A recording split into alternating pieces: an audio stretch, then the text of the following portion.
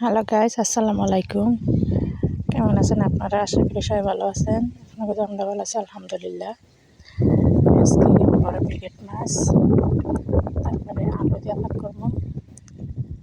পুরো ভিডিও দেখবেন। আর আলু তো আমি ঘরে কিনে রাখছিলাম আগে, প্রায় 2 মণ আলু।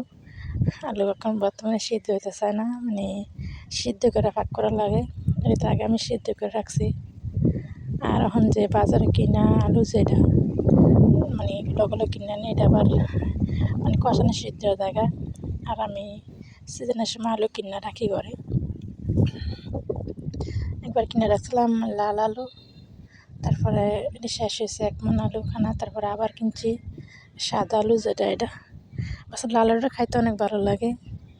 লাল আলু বর্তমানে পাওয়া যায় না, মানে জমিনে ছিল তখন হ্যান থেকে আনছিলাম আর কি আলু কেনার সময়। এটা আমার রান্না করা শেষ, মানে কষানোর পরে যা মাছ দিয়ে দিলাম।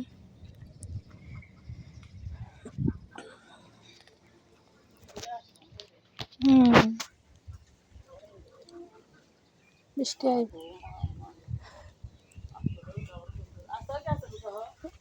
এদিকে তো আসিল।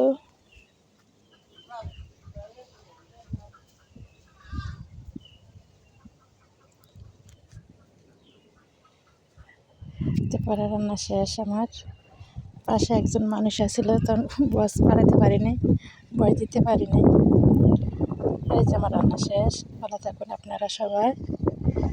আল্লাহ হাফেজ।